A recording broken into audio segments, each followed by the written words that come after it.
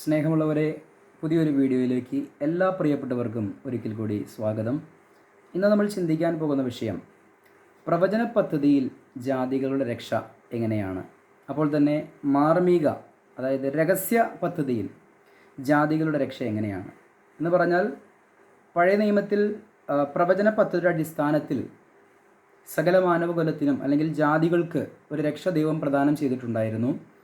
അപ്പോൾ തന്നെ ഇവിടെ പൗലോസിന് വെളിപ്പെട്ട മിസ്റ്ററി ഗോസ്പൽ എന്ന് പറഞ്ഞാൽ മറഞ്ഞിരുന്ന മാർമിക സത്യത്തിലൂടെ ജാതികൾക്ക് രക്ഷ ദൈവം പറഞ്ഞിരിക്കുകയാണ്. ഇതെങ്ങനെയാണ് ഈ രണ്ട് രക്ഷാ പദ്ധതികളെയും നമുക്ക് മനസ്സിലാക്കാൻ സാധിക്കുന്നത്? പ്രവചന പദ്ധതിയിലും മാർമിക പദ്ധതിയിലും ജാതികൾക്ക് രക്ഷ എങ്ങനെയാണ് സംഭവിച്ചത് എന്നുള്ളത് പഠിക്കുന്നതിന് മുൻപേ, പ്രവചന പദ്ധതി അല്ലാതെ അല്ലെങ്കിൽ മാർമിക പദ്ധതി അല്ലാതെയും ഇതെല്ലാം തുടങ്ങുന്നതിന് മുൻപേ ചില കാലഘട്ടങ്ങൾ ഉണ്ടായിരുന്നു. എന്ന് പറഞ്ഞാൽ ഉൽപ്പത്തി മുതൽ വെളിപ്പാട് വരെ നമ്മൾ പഠിക്കുമ്പോൾ വ്യത്യസ്തമായ നിലകളിൽ വ്യത്യസ്തമായ ഇടപാടുകളിലൂടെ ദൈവം ജാതികൾക്ക് രക്ഷ നൽകിയിട്ടുണ്ട്. ന്യായപ്രമാണം വരുന്നതിന് മുൻപുള്ള കാലഘട്ടങ്ങളിൽ നമ്മളൊന്ന് പരിശോധിച്ച് കഴിഞ്ഞാൽ നമുക്കറിയാം, ഉൽപ്പത്തി പുസ്തകം പഠിക്കുമ്പോൾ ഹാനോക്ക് ദൈവത്തോടു കൂടെ നടന്നു, അവനെ ദൈവം എടുത്തു എന്നാണ് പറയുന്നത്. അപ്പോൾ തന്നെ നോഹ, ദൈവത്തിൻ്റെ കൃപ ലഭിച്ചു എന്നാണ് പറയുന്നത്. അദ്ദേഹം പെട്ടകം നിർമ്മിച്ചു, അതിൽ കയറി അദ്ദേഹം രക്ഷപ്പെടുവാനിടയായിത്തീർന്നു. അപ്പോൾ തന്നെ ഇയോബ് എന്ന് പറഞ്ഞാൽ ഇസ്രായേലിലൂടെയുള്ള ഒരു രക്ഷയുടെ മാർഗം ദൈവം തുടങ്ങുന്നതിന് മുൻപേ, അല്ലെങ്കിൽ അബ്രാഹത്തിൻ്റെ സമകാലികനായിരുന്ന അല്ലെങ്കിൽ അബ്രാഹത്തിലും മുൻപുണ്ടായിരുന്ന ഹാനോക്കിനും നോഹയ്ക്കുമൊക്കെയും അല്ലെങ്കിൽ ആ കാലഘട്ടത്തിൽ ജീവിച്ചിരുന്ന മറ്റുള്ള മനുഷ്യർക്കും ദൈവം രക്ഷ കൊടുത്തിരുന്നു എന്നുള്ളതാണ് നമ്മളിപ്പോൾ ചിന്തിച്ച കാര്യത്തിൻ്റെ വാസ്തവം. ഇവിടെ ഇയോബിൻ്റെ ജീവിതത്തെ നമ്മളൊന്ന് പഠിച്ചു കഴിഞ്ഞാൽ നമുക്കറിയാം, ഇയോബിൻ്റെ പുസ്തകം 42-ാം അധ്യായത്തിൻ്റെ 5-ാം വാക്യം ഇങ്ങനെ പറയുകയാണ്: ഞാൻ ഒരു കേൾവി മാത്രമേ നിന്നെക്കുറിച്ച് കേട്ടിരുന്നുള്ളൂ. ജോബിൻ്റെ വാക്കാണ്. അപ്പോൾ ഇദ്ദേഹം എങ്ങനെയാണ് ദൈവത്തെ അറിഞ്ഞത്? ഹാനോക്ക് എങ്ങനെയാണ് ദൈവത്തെ അറിഞ്ഞത്? അല്ലെങ്കിൽ നോഹ എങ്ങനെയാണ് ദൈവത്തെ അറിഞ്ഞത്? ഇയോബ് എങ്ങനെയാണ് ദൈവത്തെ അറിഞ്ഞത്? ഇതെല്ലാം അബ്രാഹത്തിൻ്റെ വിളിക്ക് മുൻപുള്ള സമയങ്ങളിൽ ദൈവം രക്ഷപ്രദാനം ചെയ്ത വ്യക്തിജീവിതങ്ങളാണ്. അത് അബ്രാഹത്തിലൂടെയല്ല, അതിനു മുൻപേ ദൈവം ചില വ്യക്തികൾക്ക് ഇങ്ങനെ രക്ഷ നൽകിയിട്ടുണ്ട്. അപ്പോൾ നമ്മൾ ചിന്തിക്കുമ്പോൾ ഇയോബ് ദൈവത്തെക്കുറിച്ചൊരു വാക്ക് കേട്ടിട്ടേ ഉണ്ടായിരുന്നുള്ളൂ. ഒരു വാക്ക് ദൈവത്തെക്കുറിച്ച് കേട്ടപ്പോഴേക്കും ദൈവമുണ്ടെന്നും ഈ ദൈവം വിശുദ്ധനാണെന്നും പരിശുദ്ധനാണെന്നും ഞാൻ നീതിയോടെ ജീവിക്കണമെന്നും ഒക്കെ ആഗ്രഹപ്പെട്ട് അദ്ദേഹം വളരെ ക്രമീകരിച്ച ഒരു ജീവിതം ന്യായപ്രമാണം കൊടുക്കുന്നതിന് മുൻപേ, അല്ലെ, ന്യായപ്രമാണ യുഗത്തിന് മുൻപേ അദ്ദേഹം വളരെ മാന്യമായിട്ട് ജീവിച്ചിരുന്നു എന്നുള്ളത് നമുക്ക് കാണാൻ സാധിക്കുന്നുണ്ട്.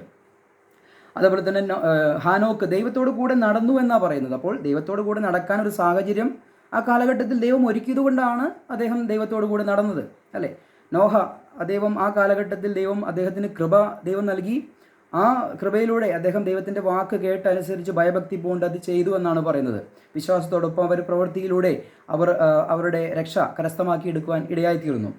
അപ്പോൾ തന്നെ അബ്രാഹത്തിന് മുൻപുള്ള കാര്യങ്ങളാണ് നമ്മൾ ചിന്തിക്കുന്നത്.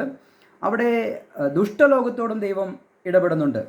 കാരണം നോഹയുടെ കാലഘട്ടത്തിൽ 2 പത്രോസ് 2-ാം അധ്യായത്തിൻ്റെ 5-ാം വാക്യത്തിൽ അവിടെ നീതിപ്രസംഗിയായ നോഹ എന്ന് കാണാം. 1 പത്രോസ് 3:19 അതിൻ്റെ പശ്ചാത്തലത്തിൽ കാര്യങ്ങൾ എഴുതിയിരിക്കുകയാണ്. അപ്പോൾ നീതിപ്രസംഗിയായ നോഹ എന്ന് പറയുമ്പോൾ ആ ദുഷ്ടലോകത്തെ ന്യായം വിധിക്കുന്നത് ദൈവം മുന്നറിയിപ്പ് നൽകിയിട്ടാണ് നോഹയിലൂടെ.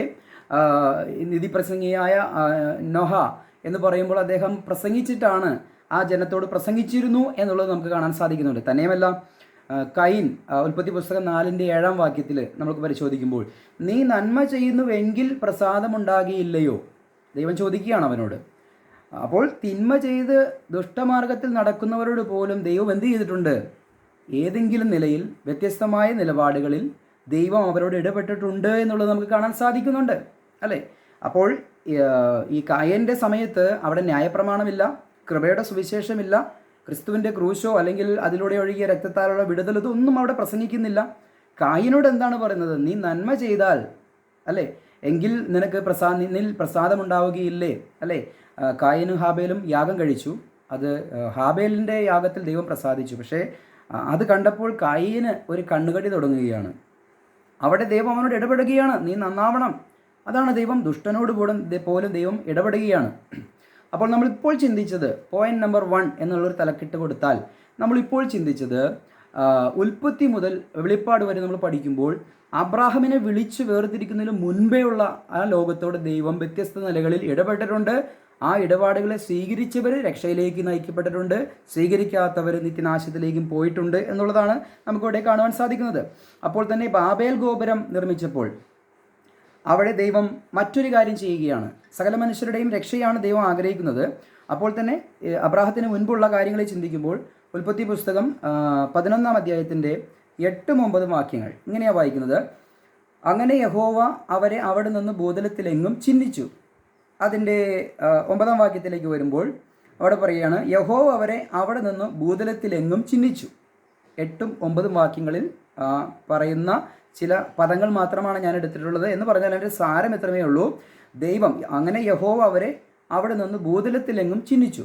എന്തിനു വേണ്ടിയിട്ടാണ്? ഈ ബാബേൽ ഗോപുരം പണിയുവാൻ വേണ്ടി കടന്നു വന്ന ഈ ജനത്തെ ദൈവം അവിടെ നിന്ന് ചിഹ്നിക്കുകയാണ്, അവിടെ നിന്ന് ചിതറിക്കുകയാണ്, വ്യത്യസ്തമായ ലോകത്തിലേക്ക് അവരെ അയക്കുകയാണ്. എന്തിനു വേണ്ടിയിട്ടാണ് അങ്ങനെ അയച്ചത്?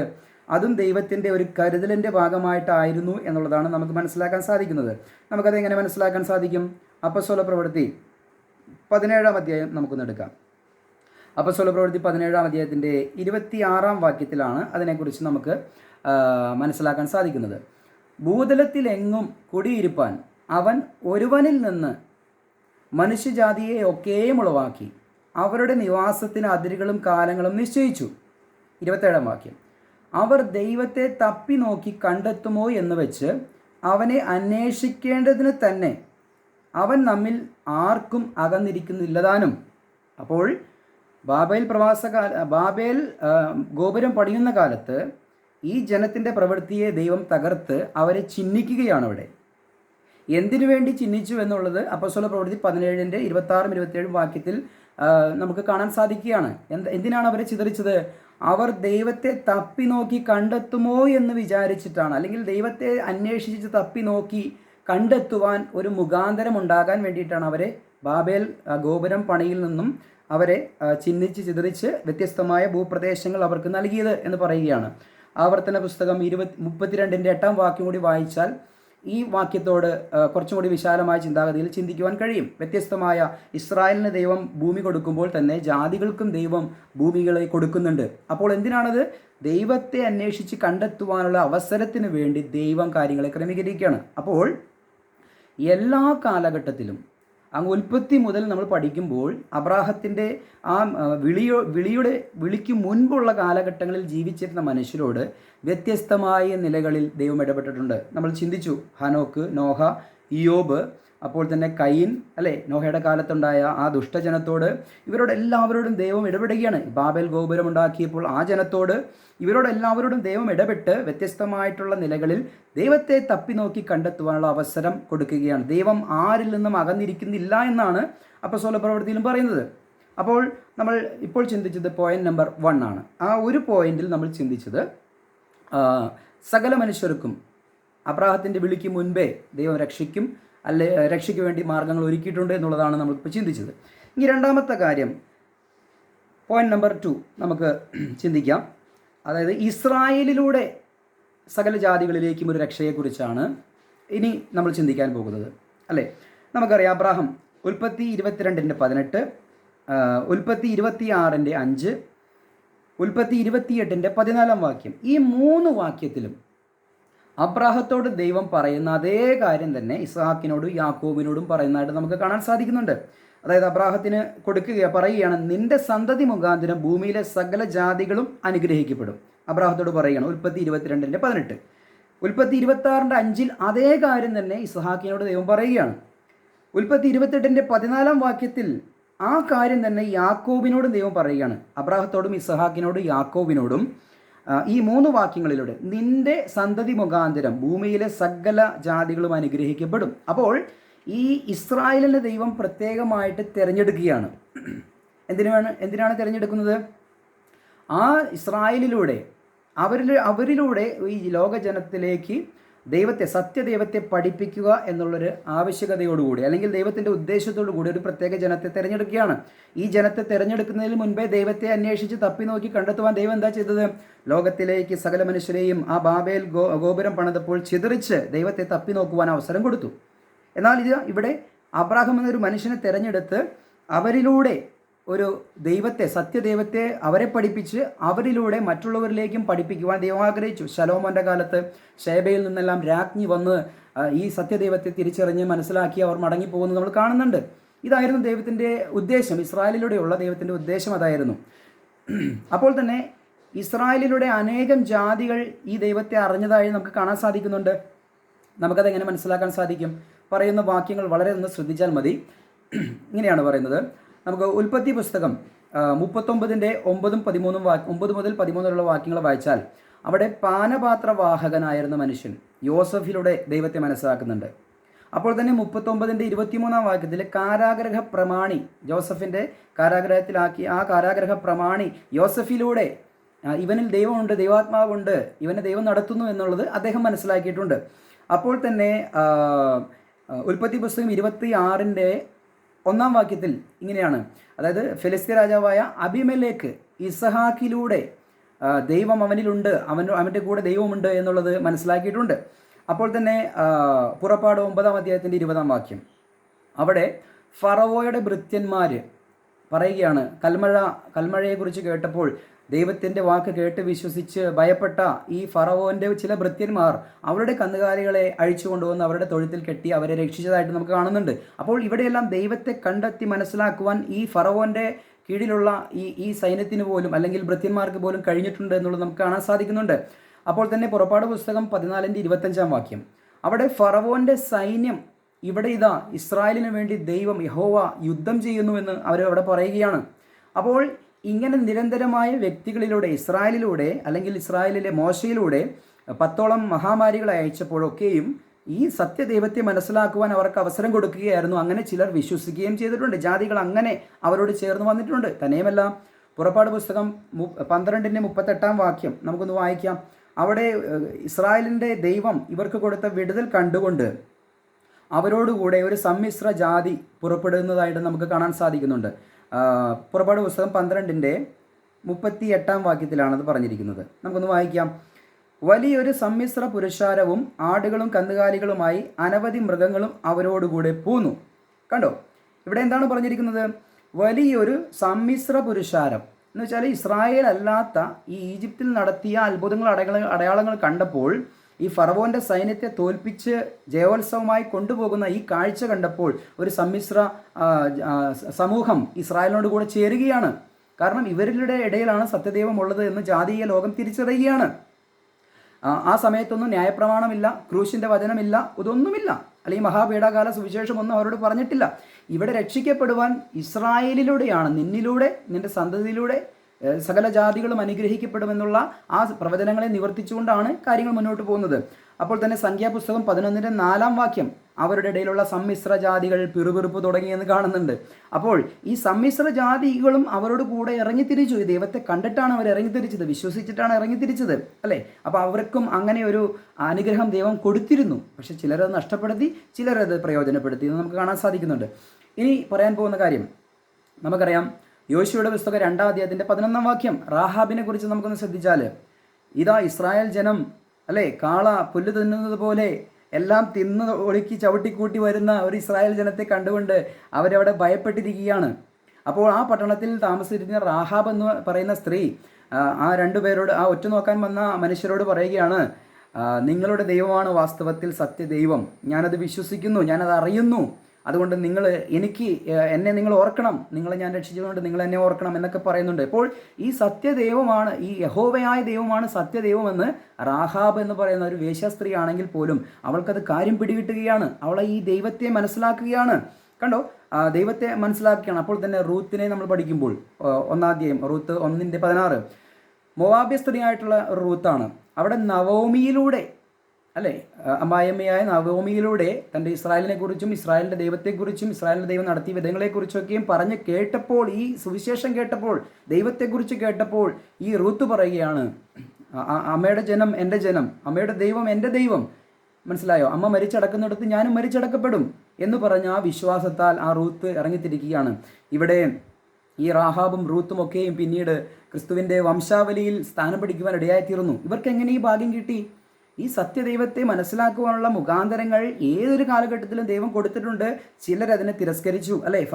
ഫറവോനും സൈന്യത്തിനും പറ്റിയതുപോലെ അത് അവർ നശിച്ചു പോകുവാൻ ഇടയായിത്തീർന്നപ്പോൾ ഇവിടെ ഇതാ റാഹാബും രൂത്തും ഒക്കെ രക്ഷിക്കപ്പെടുവാൻ ഇടയായിത്തീരുകയാണ്. ഞാൻ നേരത്തെ പറഞ്ഞു, ശേബയിൽ നിന്ന് രാജ്ഞി ശലോമോൻ്റെ വാർത്ത കേട്ട് കടന്നു വന്നു. ഇതാണ് സത്യദൈവം എന്ന് പറഞ്ഞ് മനസ്സിലാക്കി അവൾ അന്താളിച്ച് അത്ഭുതപ്പെട്ട് മടങ്ങിപ്പോകുവാൻ ഇടയായിത്തീർന്നു. അപ്പോൾ തന്നെ നയമാൻ എന്ന് പറഞ്ഞ വ്യക്തി, അദ്ദേഹത്തിൻ്റെ വീട്ടിലുണ്ടായിരുന്ന ഒരു അടിമ പെൺകുട്ടി, ഇസ്രായേൽ പെൺകുട്ടി, യുദ്ധം കഴിഞ്ഞ് പിടിച്ചു കൊണ്ടുപോയപ്പോൾ അവിടെ ഉണ്ടായിരുന്ന ഒരു അടിമ പെൺകുട്ടി പറയുകയാണ്, യജമാനനെ, ഞങ്ങളുടെ നാട്ടിലൊരു പ്രവാചകനുണ്ട്, അവൻ്റെ അടുക്കൽ പോവുകയാണെങ്കിൽ നിൻ്റെ ഈ കുഷ്ഠരോഗം മാറിയേനെ എന്നുള്ള ഈ വാക്ക് കേട്ടപ്പോൾ അദ്ദേഹം പോയി ഇസ്രായേലിൽ ചെന്നു.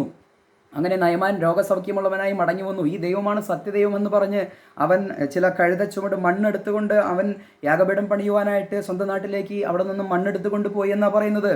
അപ്പോൾ ഇവിടെയെല്ലാം ജാതീയ ലോകത്തെ മനുഷ്യർ ഇസ്രായേൽ എന്ന് പറയുന്ന രാഷ്ട്രത്തെ കണ്ട്, ഇസ്രായേലിലെ ചില വ്യക്തികളുടെ പ്രവൃത്തികളെ കണ്ട്, അബ്രാഹത്തെ കണ്ട്, ഇസ്ഹാക്കിനെ കണ്ട്, യാക്കോബിനെ കണ്ട്, അല്ലെങ്കിൽ യോസേഫിനെ കണ്ട്, അല്ലെങ്കിൽ നവോമിയെ കണ്ട്, അല്ലെങ്കിൽ വ്യത്യസ്തമായ ആളുകളെ കണ്ട്, ശലോമോനെ കണ്ടൊക്കെയും ഈ ജാതീയ ലോകത്തെ ആളുകൾ ഈ ഇസ്രായേലിനോട് ചേർന്ന് രക്ഷയിലേക്ക് കടന്നു വരികയാണ്. അപ്പോൾ തന്നെ നമുക്കറിയാം, എസ്തേറിൻ്റെ പുസ്തകം 8:17 വാക്യം കൂടി നമുക്കൊന്ന് എടുക്കാം. എസ്തേറിൻ്റെ പുസ്തകം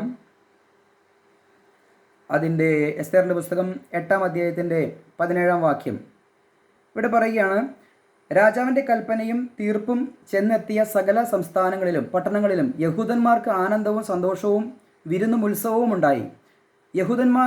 യഹൂദന്മാരെയുള്ള പേടി ദേശത്തു ജാതികളുടെ മേൽ വീണിരുന്നതുകൊണ്ട് അവർ പലരും യഹൂദന്മാരായി തീർന്നു. കണ്ടോ? ഈ ഒരു പ്രത്യേക സാഹചര്യത്തിൽ ദൈവം ഇവർക്ക് കൊടുത്ത ഈ വിടുതൽ കണ്ടപ്പോൾ അവരുടെ പ്രാണരക്ഷാർത്ഥം അവരെന്ത് ചെയ്തു? അവർ യഹൂദന്മാരായി തീർന്നു, അല്ലെങ്കിൽ യഹൂദ മതാനുസാരികളായി തീർന്നു എന്നുള്ളതാണ് എസ്തേർ 8:17 നമ്മൾ വായിക്കുന്നത്. അപ്പോൾ ഇങ്ങനെ വ്യത്യസ്തമായ മുഖാന്തരങ്ങളിലൂടെ ദൈവം അത്ഭുതകരമായ പ്രവൃത്തിയിലൂടെ ദൈവം ഈ സ്വന്തം ജനത്തിലൂടെ ലോകത്തിലേക്ക് സത്യദൈവത്തിൻ്റെ വെളിച്ചം കൊടുക്കുവാൻ ആഗ്രഹിച്ചു. അത് ദൈവം പല സാഹചര്യങ്ങളിലും അത് നിവർത്തിച്ചെടുക്കുന്നതായി കാണുന്നുണ്ട്. അതിൻ്റെ ബെനഫിറ്റ് അത് ജാതീയ ലോകം പലരും അത് എടുത്തിട്ടുണ്ട്. ആ വ്യക്തികളെ കുറിച്ചാണ് നമ്മളിപ്പോൾ പറഞ്ഞത്. ഫറവോൻ്റെ ഭൃത്യന്മാർ, ഫറവോൻ്റെ സൈന്യത്തിൽപ്പെട്ട ചിലർ, അല്ലെങ്കിൽ ഫിലിസ്തീൻ രാജാവായ അബിമെലെക്ക്, കാരാഗൃഹ പ്രമാണി, പാനപാത്ര വാഹകൻ, അപ്പോൾ തന്നെ ഒരു സമ്മിശ്ര ജാതി ഇസ്രായേലിൻ്റെ പുറപ്പാടിനോട് ചേർന്ന് പുറപ്പെടുന്നു. യോശുവയുടെ പുസ്തകത്തിൽ റാഹാബിനെ നമ്മൾ കാണുന്നു, അതുപോലെ തന്നെ റൂത്തിനെ നമ്മൾ കാണുന്നു, ശേബാരാജ്ഞി, നയമാൻ, ഇവരെല്ലാം നമ്മൾ എന്ത് ചെയ്യുന്നുണ്ട്? ഈ ഇസ്രായേലിനോട് ചേർന്ന് രക്ഷിക്കപ്പെട്ടതായി കാണുന്നുണ്ട്. അപ്പോൾ തന്നെ ഉൽപ്പത്തി പുസ്തകം 17-ാം അധ്യായത്തിൻ്റെ 11 മുതൽ 14 വരെയുള്ള വാക്യത്തിൽ അവിടെ ദൈവം പറയുന്നുണ്ട്, ഇസ്രായേലെല്ലാം 8-ാം ദിവസം പരിച്ഛേദന ഏൽക്കണം. ഇസ്രായേൽ അല്ലാത്തവർ ആരെങ്കിലും നിങ്ങളുടെ ഇടയിലുണ്ടെങ്കിൽ അവരും നിശ്ചയമായും പരിച്ഛേദന ഏൽക്കണം. അപ്പോൾ തന്നെ അവൻ വില കൊടുത്ത് വാങ്ങിയ അടിമയായിക്കോട്ടെ, അവിടെയെല്ലാം അവർ ഇസ്രായേലിനോട് കൂടെ ജീവിക്കുവാൻ ആഗ്രഹിക്കുന്നുവെങ്കിൽ നിർബന്ധമായും പരിച്ഛേദന ഏൽക്കണം എന്നുള്ളൊരു നിയമം അബ്രാഹത്തിന് ദൈവം കൊടുക്കുന്നുണ്ട്. ഉൽപ്പത്തി പുസ്തകം 17-11 മുതൽ 14 വരെയുള്ള വാക്യങ്ങളിൽ. എന്ന് പറഞ്ഞാൽ ഇസ്രായേലിലൂടെ ഒരു രക്ഷ ദൈവം കൊടുക്കുമ്പോൾ മറ്റുള്ള ജാതികൾ ഇസ്രായേലിൻ്റെ ന്യായപ്രമാണവും അവർ ചെയ്യേണ്ട പരിച്ഛേദനയും അങ്ങനെയുള്ള കൽപ്പനകളും ശബത്തും എല്ലാം ആചരിച്ചിട്ട് വേണമായിരുന്നു അതിലൂടെ ഒരു രക്ഷ അവർക്ക് ദൈവം ഒരുക്കിയിരിക്കുന്നത്. അതായത് ന്യായപ്രമാണത്തിന് കീഴിൽ, അല്ലെങ്കിൽ ദൈവം കൊടുത്തിരിക്കുന്ന അബ്രാഹത്തിലൂടെയും അല്ലെങ്കിൽ ഇസ്ഹാക്കിലൂടെയും യാക്കോബിലൂടെയും പിന്നീട് മോശയിലൂടെയും നൽകിയിരിക്കുന്ന ന്യായപ്രമാണത്തിലൂടെയും ആ പ്രമാണമനുസരിച്ച് ഒരു ഇസ്രായേലിൻ ദൈവത്തെ എങ്ങനെ സമീപിക്കുന്നുവോ അങ്ങനെ തന്നെ വേണം ഒരു ജാതീയനും അങ്ങനെ ദൈവത്തെ സമീപിക്കുവാൻ. അങ്ങനെയാണ് ഒരു മാർഗം വെച്ചിരുന്നത്. അതുകൊണ്ടാണ് നമ്മൾ ഈ രണ്ടാമത്തെ പോയിന്റിൽ നമ്മൾ ചിന്തിച്ചത്, ഇസ്രായേലിലൂടെ അല്ലെങ്കിൽ അബ്രാഹത്തിലൂടെ ആ സന്തതിയിലൂടെ ഒരു രക്ഷ ജാതീയ ലോകത്തിന് ദൈവം കൊടുത്തിരുന്നു. അപ്പോൾ അടുത്തതായിട്ട് നമുക്ക് ചിന്തിക്കാൻ പോകുന്നത്, അടുത്ത പോയിന്റ് നമ്പർ 3, മൂന്നാമത്തെ പോയിന്റിൽ നമ്മൾ ചിന്തിക്കാൻ പോകുന്നത് പ്രവചനത്തിൽ ജാതികളുടെ രക്ഷ എങ്ങനെ, അതായത് പ്രവചന പദ്ധതിയുടെ അടിസ്ഥാനത്തിൽ ജാതികളുടെ രക്ഷ എങ്ങനെ. അതിനെ നമുക്ക് വേണമെങ്കിൽ കിങ്ഡം പ്രോഗ്രാം, ദൈവരാജ്യ സുവിശേഷം എന്നൊക്കെ നമുക്ക് പറയാം. അതിനാധാരമായിട്ട് നമുക്ക് ഏതാനും വാക്യങ്ങളൊന്ന് വായിക്കാം. അതായത് ഇസ്രായേലിന് ദൈവം കൊടുത്ത പ്രമാണത്തിലൂടെ അല്ലെങ്കിൽ അവർക്ക് കൊടുത്ത പഴയ നിയമ ഗ്രന്ഥങ്ങളിലൂടെ ആ ഇസ്രായേലിലൂടെ ഒരു ജാതികളിലേക്ക് രക്ഷ പ്രവചനത്തിലൂടെ, നേരത്തെ നമ്മൾ കണ്ടത് ഇസ്രായേൽ എന്ന ആ രാഷ്ട്രത്തിലൂടെ ഒരു രക്ഷ. ഇപ്പോൾ ഇതാ ദൈവത്തിൻ്റെ പ്രവാചകന്മാർ ഇതിനെക്കുറിച്ച് പറഞ്ഞിരിക്കുന്ന പ്രവചന പദ്ധതിയുടെ അടിസ്ഥാനത്തിൽ ഒരു രക്ഷ ഈ ജാതി ലോകത്തേക്ക് ദൈവം കൊടുക്കുവാൻ ആഗ്രഹിച്ചിരുന്നു. നമുക്ക് പുറപ്പാട് പുസ്തകം 19-ന്റെ 5-6 വാക്യങ്ങളൊന്ന് വായിക്കാം. പുറപ്പാട് പുസ്തകം 19-ാം അധ്യായം 5-6 വാക്യം ഇങ്ങനെയാണ് വായിക്കുന്നത്: ആകയാൽ നിങ്ങൾ എൻ്റെ വാക്ക് കേട്ടനുസരിക്കുകയും എൻ്റെ നിയമം പ്രമാണിക്കുകയും ചെയ്താൽ നിങ്ങൾ എനിക്ക് സകല ജാതികളിലും വെച്ച് പ്രത്യേക സമ്പത്തായിരിക്കും. ഭൂമിയൊക്കെയും എനിക്കുള്ളതല്ലോ. നിങ്ങൾ എനിക്കൊരു വിശുദ്ധ പുരോഹിത രാജ്യത്വവും വിശുദ്ധ ജനവും ആകും. ഇവ നീ ഇസ്രായേൽ മക്കളോട് പറയേണ്ടുന്ന വചനങ്ങളാകുന്നു. ഇസ്രായേലിനോട് ദൈവം മോശയിലൂടെ കൃത്യമായി പറയുകയാണ്, നിങ്ങൾ എൻ്റെ വാക്ക് കേട്ടനുസരിക്കണം. നിങ്ങളെ ഈ സകല ജാതികളിലും വെച്ച് നിങ്ങളെയാണ് ഞാനൊരു പ്രത്യേക സമ്പത്താക്കി തിരഞ്ഞെടുത്തിരിക്കുന്നത്. ആ എടുത്തിരിക്കുന്നതിനൊരു ഉദ്ദേശമുണ്ട്. നിങ്ങൾ എനിക്ക് വിശുദ്ധ പുരോഹിത രാജ്യത്വവും വിശുദ്ധ ജനവും ആണ്. എന്തിനാണ് ഈ പുരോഹിതന്മാരാക്കി അല്ലെങ്കിൽ വിശുദ്ധ ജനമാക്കി ദൈവം തിരഞ്ഞെടുത്തത്? ഈ ലോകത്തിലെ ജാതികളെ സത്യദൈവത്തെ പഠിപ്പിക്കുവാൻ വേണ്ടിയിട്ടാണ്. ദൈവത്തിൻ്റെ പ്രതിനിധികളായി നിന്നുകൊണ്ട് ദൈവിക സത്യങ്ങളെ, ഈ ദൈവത്തെ അറിയാത്തവരെ പഠിപ്പിക്കുവാൻ വേണ്ടിയിട്ടാണ് ദൈവം ഇവരെ പ്രത്യേകമായി തിരഞ്ഞെടുത്തത്. നമുക്കത് തെളിയിക്കുവാൻ 1-2 വാക്യങ്ങൾ കൂടി നമുക്ക് വായിക്കുന്നത് ആവശ്യമാണ്. യെശയ്യാ പ്രവാചകൻ്റെ പുസ്തകം 60-ാം അധ്യായം നമുക്കൊന്ന് എടുക്കാം. 60-ാം അധ്യായത്തിൻ്റെ 1, 2, 3 വാക്യങ്ങൾ നമുക്കൊന്ന് വായിക്കാം. എഴുന്നേറ്റ് പ്രകാശിക്കുക, നിന്റെ പ്രകാശം വന്നിരിക്കുന്നു, യഹോവയുടെ തേജസ്സ് നിന്റെ മേൽ ഉദിച്ചിരിക്കുന്നു. അന്ധകാര ഭൂമിയെയും കൂരിരുട്ട് ജാതികളെയും മൂടുന്നു. നിന്റെ മേലോ യഹോവ ഉദിക്കും, അവൻ്റെ തേജസ്സ് നിന്റെ മേൽ പ്രത്യക്ഷമാകും. ജാതികൾ നിന്റെ പ്രകാശത്തിലേക്കും രാജാക്കന്മാർ നിന്റെ ഉദയശോഭയിലേക്കും വരും. 3-ാമത്തെ വാക്യമാണ് വളരെ പ്രധാനപ്പെട്ടത്. ഇസ്രായേലിനോട് ദൈവം പറയുകയാണ്, നിങ്ങൾ എഴുന്നേറ്റ് പ്രകാശിക്കുക. കർത്താവ് വചനത്തിൽ പറഞ്ഞു, നിങ്ങൾ ലോകത്തിൻ്റെ പ്രകാശമാണ് എന്ന് പറയാനിടയായിത്തീർന്നു അല്ലേ? മത്തായി എഴുതിയ സുവിശേഷം 5-ന്റെ 14-ാം വാക്യത്തിൽ പറയുകയാണ്, നിങ്ങൾ ലോകത്തിൻ്റെ വെളിച്ചമാകുന്നു. ആരോടാണ് പറഞ്ഞത്? നിങ്ങൾ ലോകത്തിൻ്റെ വെളിച്ചമെന്ന് ഇസ്രായേലിനോടാണ് പറയുന്നത്. കാരണം അവരുടെ ഉത്തരവാദിത്തത്തെ കർത്താവ് തട്ടി ഉണർത്തി പറയുകയാണ്, നിങ്ങളെ ദൈവം തിരഞ്ഞെടുത്തത് ലോകത്തിൻ്റെ പ്രകാശമായിട്ടാണ്. നിങ്ങൾ പ്രകാശിക്കണം, നിങ്ങൾ എഴുന്നേറ്റ് പ്രകാശിക്കുക. യെശയ്യാ പ്രവാചകൻ 60-ാം അധ്യായത്തിൽ പറഞ്ഞിരിക്കുകയാണ്, ഇസ്രായേലിനോട് ആഹ്വാനം ചെയ്തിരിക്കുകയാണ്. പക്ഷേ ഇവർക്കൊരു പ്രത്യേകതയുണ്ട്. ഇവരുടെ ഉത്തരവാദിത്വവും ഇവരുടെ വിളിയും തെരഞ്ഞെടുപ്പും എല്ലാം അവർ മറന്നുപോയിട്ട് മറ്റുള്ള ചില ബിസിനസ്സുകളിലേക്ക് അവർ തിരിഞ്ഞിരിക്കുകയാണ്. അവർ ലോകത്തിലേക്ക് തിരിഞ്ഞിരിക്കുകയാണ്. താൽക്കാലികമായ ലാഭങ്ങൾക്ക് വേണ്ടി സമ്പത്തിൻ്റെ പുറകെയും പ്രതാപത്തിൻ്റെ പുറകെയും ഒക്കെ അവർ മതപരമായ കാര്യങ്ങളിലൂടെയൊക്കെയും ഇങ്ങനെ തിരിഞ്ഞിരിക്കുകയാണ്. ദൈവത്തിൻ്റെ വചനം പുറത്തേക്ക് വലിച്ചെറിഞ്ഞിട്ട് ഇവർ ഇവരുടേതായ ഇഷ്ടത്തിന് ജീവിക്കുകയാണ്. അപ്പോൾ കർത്താവ് പറയുകയാണ്, നിങ്ങൾ ലോകത്തിൻ്റെ പ്രകാശമാണ്. അപ്പോൾ ദൈവത്തിൻ്റെ ആത്യന്തികമായിട്ടുള്ള ഉദ്ദേശം എന്തായിരുന്നു? നിങ്ങൾ എഴുന്നേറ്റ് പ്രകാശിക്കണം. ആ പ്രകാശത്തിലേക്ക് സകല ജാതികളും കടന്നു വരണം. ഇത് പ്രവാചകന്മാരുടെ തിരുവെഴുത്തുകളിൽ പറഞ്ഞിരിക്കുന്ന കാര്യങ്ങളാണ്. അപ്പോൾ തന്നെ നമുക്ക് വിശുദ്ധ മത്തായി സുവിശേഷം 23-ന്റെ 13-ാം വാക്യം കൂടി ഒന്ന് വായിക്കുമ്പോൾ അവിടെ കർത്താവ് പറയാണ്, കപടഭക്തിക്കാരായ ശാസ്ത്രിമാരും പരീശന്മാരുമായുള്ളവരെ, നിങ്ങൾക്ക് കഷ്ടം, നിങ്ങൾ മനുഷ്യർക്ക് സ്വർഗരാജ്യം അടച്ചു കളയുന്നു. നിങ്ങൾ കടക്കുന്നില്ല, കടക്കുന്നവരെ കടപ്പാൻ സമ്മതിക്കുന്നുമില്ല. അപ്പോൾ കപടഭക്തിക്കാരായ ശാസ്ത്രിമാരെക്കുറിച്ച്, ശാസ്ത്രിമാരെന്ന് പറഞ്ഞാൽ ന്യായപ്രമാണ സംബന്ധമായി ഏത് ചോദ്യം ചോദിച്ചാലും ഉത്തരം പറയാൻ കഴിവുള്ളവരാണ് ശാസ്ത്രിമാർ. വളരെ എസ്രായിക്ക് ഒരു ശാസ്ത്രിയായിരുന്നു. അദ്ദേഹം ഈ ന്യായപ്രമാണ സംബന്ധമായി വളരെ അവഗാഹമുള്ള മനുഷ്യനായിരുന്നു, വളരെ അറിവുള്ള മനുഷ്യനായിരുന്നു. അപ്പോൾ ഇങ്ങനെയുള്ള ചില വ്യക്തികൾ, എസ്രയുടെ കാര്യമല്ല പറഞ്ഞത്, ഇവിടെ ശാസ്ത്രിമാർ, കർത്താവ് ഭൂമിയിലായിരിക്കുമ്പോഴുള്ള ശാസ്ത്രിമാരെക്കുറിച്ചും അല്ലെങ്കിൽ പരീശന്മാരെക്കുറിച്ചൊക്കെ മതഭക്തന്മാരായിട്ടുള്ള അല്ലെങ്കിൽ മറ്റുള്ളവരുടെ മുന്നിൽ കപടഭക്തി അഭിനയിക്കുന്ന ഈ മനുഷ്യരെക്കുറിച്ച് പറയുകയാണ്, നിങ്ങളോ കടക്കുന്നില്ല, കടക്കാൻ ആഗ്രഹിക്കുന്നവരെ പോലും നിങ്ങൾ എന്ത് ചെയ്യുന്നില്ല, കടത്തിവിടുന്നില്ല. അവരുടെ ഉപദേശം കൊണ്ടും അവരുടെ പാരമ്പര്യം കൊണ്ടൊക്കെ അവർ ഈ സ്വർഗരാജ്യത്തെ അടച്ചു കളഞ്ഞിരിക്കുകയാണ്. കർത്താവ് എന്താ പറഞ്ഞത്? സ്വർഗരാജ്യം സമീപിച്ചിരിക്കുന്നു, അതിലേക്ക് കയറണം, അതിന് നിങ്ങൾ മാനസാന്തരപ്പെടണം. പക്ഷേ ഇതിന് തടസ്സമായി ഇപ്പോൾ നിൽക്കുന്നത് ആരാ? ദൈവം തിരഞ്ഞെടുത്ത രാജകീയ പുരോഹിത വർഗമായി തിരഞ്ഞെടുത്ത് കർത്താവിന് വേണ്ടി പുരോഹിത ശുശ്രൂഷ ജാതികളുടെ ഇടയിലേക്ക് ചെയ്യേണ്ടിയിരുന്ന ഇവർ തന്നെ ഇപ്പോൾ എന്ത് ചെയ്യുകയാണ്? ഇവരോ കടക്കാത്തൊരവസ്ഥയിലും പിന്നെ അവരിലൂടെ ആരെങ്കിലും ദൈവരാജ്യത്തിലേക്ക് കടക്കുമോ? അല്ലേ? അപ്പോൾ ഒരിക്കലും സംഭവിക്കുകയില്ല. അപ്പോൾ കർത്താവ് അവിടെ അവരെ പഠിപ്പിക്കുകയാണ്. തന്നെയുമല്ല, മീഖാ പ്രവാചകൻ്റെ പുസ്തകം 4-ന്റെ 1, 3 വാക്യങ്ങളും, അപ്പോൾ തന്നെ യെശയ്യാ പ്രവാചകൻ്റെ പുസ്തകം 2, 3, 2-ാം അധ്യായത്തിൻ്റെ 2, 3 വാക്യങ്ങൾ ഒന്ന് വായിക്കണം. തീർച്ചയായിട്ടും ഈ ഒരു സന്ദേശം ഒരുക്കുവാൻ ഒരു പ്രേരണം പെട്ടെന്ന് എനിക്ക് കിട്ടുവാനിടയായിത്തീർന്ന വാക്യം യെശയ്യാ പ്രവാചകൻ്റെ പുസ്തകം 2-ാം അധ്യായത്തിൻ്റെ 2, 3 വാക്യങ്ങളാണ്. ഈ വിഷയം ഇന്ന് സംസാരിക്കണമെന്ന് ഹൃദയത്തിൽ ദൈവം തന്നത് ഈ ഒരു ചിന്ത കൊണ്ടാണ്. ഇവിടെ പറയുകയാണ്, അന്ത്യകാലത്ത് യഹോവയുടെ ആലയമുള്ള പർവ്വതം പർവ്വതങ്ങളുടെ ശിഖരത്തിൽ സ്ഥാപിതമാകും, കുന്നുകൾക്കുമീതെ ഉന്നതമായിരിക്കും, സകല ജാതികളും അതിലേക്ക് ഒഴുകിച്ചെല്ലും, അനേകം വംശങ്ങളും ചെന്ന് വരുവിൻ, നമുക്ക് യഹോവയുടെ പർവ്വതത്തിലേക്കും യാക്കോബിൻ്റെ ദൈവത്തിൻ്റെ ആലയത്തിലേക്കും കയറിച്ചെല്ലാം. അവൻ നമുക്ക് തൻ്റെ വഴികളെ ഉപദേശിച്ചു തരികയും നാം അവൻ്റെ പാതകളിൽ നടക്കുകയും ചെയ്യും എന്ന് പറയും. സിയോനിൽ നിന്ന് ഉപദേശവും യെരൂശലേമിൽ നിന്ന് യഹോവയുടെ വചനവും പുറപ്പെടും. അപ്പോൾ അന്ത്യകാലത്ത് സകല വംശങ്ങളും ജാതികളും ഈ സത്യദൈവത്തിലേക്ക് കടന്നു വരും എന്നുള്ളൊരു ആഹ്വാനം പ്രവാചകന്മാർ മുൻകൂട്ടി രേഖപ്പെടുത്തിയിട്ടുണ്ട്. ഈ കാര്യം തന്നെയാണ് മീഖാ പ്രവാചകന്റെ പുസ്തകം 4:1 മുതൽ 3 വരെ, ഈ 2 വാക്യങ്ങളും യെശയ്യാ 2:2 മുതൽ 3 വരെ, മീഖ 4:1 മുതൽ 3 വരെ, 2 പ്രവചനത്തിലും സമകാലികരായ പ്രവാചകന്മാർ ഒരേ കാര്യം തന്നെ ആ വാക്യങ്ങൾ എടുത്തു വെച്ച് കഴിഞ്ഞാൽ ഏതാനും വാക്കുകളിലല്ലാതെ മറ്റു അർത്ഥതലങ്ങളിൽ ഒന്നും വ്യത്യാസമില്ലാതെ കൃത്യമായി ഈ പ്രവചനം തന്നെയാണ് പ്രവചിച്ചിരിക്കുന്നത്. എന്ന് പറഞ്ഞാൽ ജാതികളെല്ലാം ദൈവത്തിലേക്ക് കടന്നു വരും എന്നുള്ളൊരു ദൈവത്തിൻ്റെ ആഗ്രഹവും പ്രവചനവും ഈ പ്രവാചക ഗ്രന്ഥങ്ങളിൽ രേഖപ്പെടുത്തി വെച്ചിട്ടുണ്ട്. അപ്പോൾ തന്നെ യെശയ്യാ പ്രവാചകന്റെ പുസ്തകം 56:1-7, 56-ാം അധ്യായത്തിൻ്റെ 1 മുതൽ 7 വരെയുള്ള വാക്യങ്ങളെ നമുക്കൊന്ന് വായിക്കണം.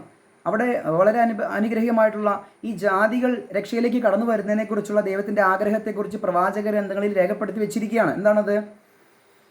യഹോവ ഇപ്രകാരം അരുളി ചെയ്യുന്നു, എൻ്റെ രക്ഷ വരുവാനും എൻ്റെ നീതി വെളിപ്പെടുത്തുവാനും അടുത്തിരിക്കുകയാൽ ന്യായം പ്രമാണിച്ച് നീതി പ്രവർത്തിപ്പിൻ. ശബത്തിനെ അശുദ്ധമാക്കാതെ പ്രമാണിച്ച് ദോഷം ചെയ്യാതെ വണ്ണം തൻ്റെ കൈ സൂക്ഷിച്ചും കൊണ്ട് അത് ചെയ്യുന്ന മർത്യനും ഇത് മുറുകെ പിടിക്കുന്ന മനുഷ്യനും ഭാഗ്യവാൻ. യഹോവയോട് ചേർന്നിട്ടുള്ള അന്യജാതിക്കാരൻ യഹോവ എന്നെ തൻ്റെ ജനത്തിൽ നിന്ന് അശേഷം വേർപ്പെടുത്തുമെന്ന് പറയരുത്. ഷണ്ണനും ഞാനൊരു ഉണക്ക് വൃക്ഷമെന്ന് പറയരുത്. ദൈവം പറയുകയാണ്, ദൈവത്തിൽ നിന്നും മറഞ്ഞിരിക്കുന്ന അന്യജാതിക്കാരൻ അയ്യോ ദൈവം എന്നെ തള്ളിക്കളഞ്ഞുവെന്ന് ഒരിക്കലും പറയരുത്. അപ്പോൾ തന്നെ ഒരു ഷണ്ടനാണെങ്കിൽ പോലും ദൈവം എന്നെ തള്ളിക്കളഞ്ഞിരിക്കുന്നു, ഞാനൊരു ഉണക്കവൃക്ഷമാണെന്ന് പറയരുത്.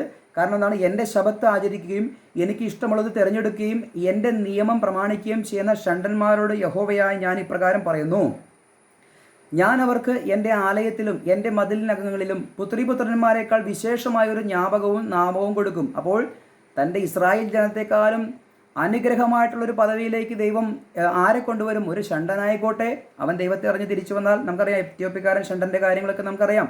അപ്പോൾ തന്നെ ആരുമായിക്കോട്ടെ, ദൈവത്തിൻ്റെ പ്രമാണങ്ങളെ അനുസരിക്കുന്നവർ, ഇവിടെ പറഞ്ഞിരിക്കുന്ന ആ യെശയ്യാ പ്രവാചകന്റെ കാലത്ത്, ശബത്ത് നിലവിലുള്ള കാലത്താണ് ആ ആഹ്വാനം കൊടുക്കുന്നത്. ശബത്ത് അനുസരിക്കണം, ദൈവത്തിൻ്റെ പ്രമാണങ്ങൾ അനുസരിക്കണം. അങ്ങനെയെങ്കിൽ ദൈവം അന്ന് നൽകിയ കൽപ്പനകളും പ്രമാണങ്ങളും അനുസരിക്കുന്ന ആരായാലും, അന്യജാതിക്കാരനായിക്കോട്ടെ, അവൻ ഷണ്ടനായിക്കോട്ടെ, അവന് ദൈവത്തിൻ്റെ ആലയത്തിൽ തൻ്റെ പുത്രിമാരേക്കാൾ വലിയൊരു സ്ഥാനം കൊടുക്കും. അല്ലേ? നമ്മൾ ചരിത്രം പഠിക്കുമ്പോൾ നമുക്കറിയാം, റൂത്ത് അല്ലേ, തൻ്റെ പുത്രിമാരേക്കാൾ കൂടുതലായിട്ടുള്ള വലിയൊരു അനുഗ്രഹമാണ് അവൾക്ക് കിട്ടുവാനിടയായിത്തീർന്നത്. അല്ലേ? അത് ദൈവത്തെ അനുസരിക്കുന്നവർക്കുള്ള കാര്യമാണ് പറഞ്ഞിരിക്കുന്നത്.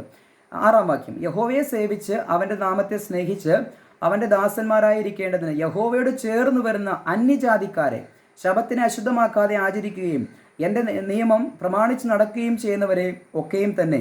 എന്നിട്ട് പറയുകയാണ്, ഞാൻ എൻ്റെ വിശുദ്ധ പർവ്വതത്തിലേക്ക് കൊണ്ടുവന്ന് എൻ്റെ പ്രാർത്ഥനാലയത്തിൽ അവരെ സന്തോഷിപ്പിക്കും. അവരുടെ ഹോമയാഗങ്ങളും ഹനനയാഗങ്ങളും എൻ്റെ യാഗപീഠത്തിന്മേൽ പ്രസാദകരമായിരിക്കും. എൻ്റെ ആലയം സകല ജാതികൾക്കുമുള്ള പ്രാർത്ഥനാലയം എന്ന് വിളിക്കപ്പെടും. എങ്ങനെയുണ്ട്? ഇവിടെ ദൈവത്തിൻ്റെ അതാത് കാലങ്ങളിലുള്ള നിയമങ്ങളെ അനുസരിച്ച് കടന്നു വരുന്ന ഏതൊരു മനുഷ്യനെയും ദൈവം അംഗീകരിക്കുകയാണ്. അല്ലേ? നമുക്ക് തുടർന്ന് ചിന്തിക്കുമ്പോൾ ചില കാര്യങ്ങൾ മനസ്സിലാക്കാൻ സാധിക്കും. ഇവിടെ പറഞ്ഞ അവസാനത്തെ കാര്യം, എൻ്റെ ആലയം സകല ജാതികൾക്കുമുള്ള പ്രാർത്ഥനാലയം എന്ന് വിളിക്കപ്പെടും. ഇത് പ്രവാചക ഗ്രന്ഥത്തിൽ രേഖപ്പെടുത്തി വെച്ചിരിക്കുന്നതാണ്. കർത്താവായ യേശുക്രിസ്തു ഈ ഭൂമിയിലായിരിക്കുമ്പോൾ മർക്കോസ് എഴുതിയ സുവിശേഷം 11:17 മുതൽ 18 വരെയുള്ള വാക്യങ്ങളിൽ പറയുന്നുണ്ട്, എൻ്റെ ആലയം സകല ജാതികൾക്കും പ്രാർത്ഥനാലയം എന്ന് വിളിക്കപ്പെടും എന്ന് കർത്താവ് പറയുന്നുണ്ട്. ഇത് പറയുമ്പോൾ അവർക്ക് വളരെ കോപാപരവേശം ഉണ്ടാവുകയാണ്. പക്ഷേ പ്രവചന ഗ്രന്ഥത്തിൽ ഇതെല്ലാം രേഖപ്പെടുത്തിയിട്ടുണ്ടെങ്കിലും ഇസ്രായേൽ ജനത്തിന് ഇത് മനസ്സിലായിട്ടില്ല. തങ്ങളിലൂടെ ഒരു ജാതീയ ലോകത്തേക്ക് രക്ഷ കടന്നു പോകണം എന്നുള്ള കാര്യത്തെക്കുറിച്ച് ഇവർക്ക് വലിയ ഗ്രാഹ്യമില്ല. അതെങ്ങനെയാണ് നമുക്ക് മനസ്സിലാക്കാൻ സാധിക്കുക? നമുക്ക് അതിനാധാരമായിട്ട് അപ്പോസ്തല പ്രവൃത്തി 10-ാം അധ്യായത്തിലേക്ക് ഒന്ന് കടന്നു വരാം. വളരെ ചിന്തനീയമായിട്ടുള്ള ചില കാര്യങ്ങളാണ് ഇനി നമ്മൾ ചിന്തിക്കാൻ പോകുന്നത്. വളരെ ശ്രദ്ധിക്കണം. എന്ന് പറഞ്ഞാൽ ജാതീയ ലോകം ഇങ്ങനെ വ്യത്യസ്തമായ നിലകളിൽ ദൈവത്തെ അറിഞ്ഞ് മുന്നോട്ട് വരണമെന്ന് ദൈവം ആഗ്രഹിച്ചു. അപ്പോൾ തന്നെ എൻ്റെ ആലയം സകല ജാതികൾക്കുമുള്ള പ്രാർത്ഥനാലയമാകുമെന്നാണ് പറഞ്ഞിരിക്കുന്നത്. ഒരു ജാതിയൻ അവിടെ കാലുകുത്തിയാൽ അവനെ തല്ലിക്കൊന്നു കളയുന്ന ഇസ്രായേൽ മനോഭാവമുള്ള സമയത്താണ് കർത്താവ് പറയുന്നത് ജാതികൾക്കും ഇത് പ്രാർത്ഥനാലയമായി തീരുമെന്ന്. പ്രവചന പദ്ധതിയുടെ അടിസ്ഥാനത്തിലുള്ള പദ്ധതിയിൽ ദൈവം നിശ്ചയിച്ചിരുന്നു. ദൈവത്തിൻ്റെ പ്രമാണം അനുസരിക്കുന്ന, കൽപ്പനകൾ അനുസരിക്കുന്ന ഏതൊരു മനുഷ്യനും ദൈവം തക്കതായിട്ടുള്ള അംഗീകാരം കൊടുത്ത് അവനെ രക്ഷിക്കുന്നു എന്നുള്ളത് കർത്താവ് അവിടെ പഠിപ്പിക്കുകയാണ്. പക്ഷേ ഇത് ഇസ്രായേൽ ജനത്തിന് മനസ്സിലായിട്ടില്ല. ഇതെങ്ങനെയാണ് നമുക്ക് മനസ്സിലാക്കിയെടുക്കാൻ സാധിക്കുക? അപ്പോസ്തല പ്രവൃത്തി 10-ാം അധ്യായം. കൊർന്നേലിയോസിൻ്റെ വീട്ടിലെ സംഭവം അറിയാത്ത ക്രിസ്ത്യാനികൾ ഉണ്ടാവുകയില്ല. ഞാൻ ചുരുക്കത്തിൽ അത് പറഞ്ഞു പോകാം. ചില വാക്യങ്ങൾ നമുക്കൊന്ന് വായിക്കുകയും ചെയ്യാം. നമുക്കറിയാം, വളരെ മതഭക്തനായ ഒരു മനുഷ്യൻ, കൊർന്നേലിയോസ് എന്ന് പറയുന്ന മനുഷ്യന് ഒരു ദൈവദൂതൻ്റെ ദർശനമുണ്ടായി. പത്രോസിനെ വീട്ടിൽ കൊണ്ടുവന്ന് തന്നിലൂടെ സുവിശേഷം കേൾക്കുവാനുള്ള ഒരു ദൂതായിരുന്നു ദൂതൻ കൊടുത്തത്. അങ്ങനെ കാര്യങ്ങൾ ക്രമീകരിച്ചു. പത്രോസിനെ ആളയച്ചു വരുത്തുവാൻ അവിടെ നിന്ന് ആളുകൾ വിടുമ്പോൾ ദൈവം പത്രോസിന് 3 ദർശനങ്ങളെ 3 പ്രാവശ്യം, ഒരു ദർശനം തന്നെ 3 പ്രാവശ്യം കൊടുക്കുകയാണ്.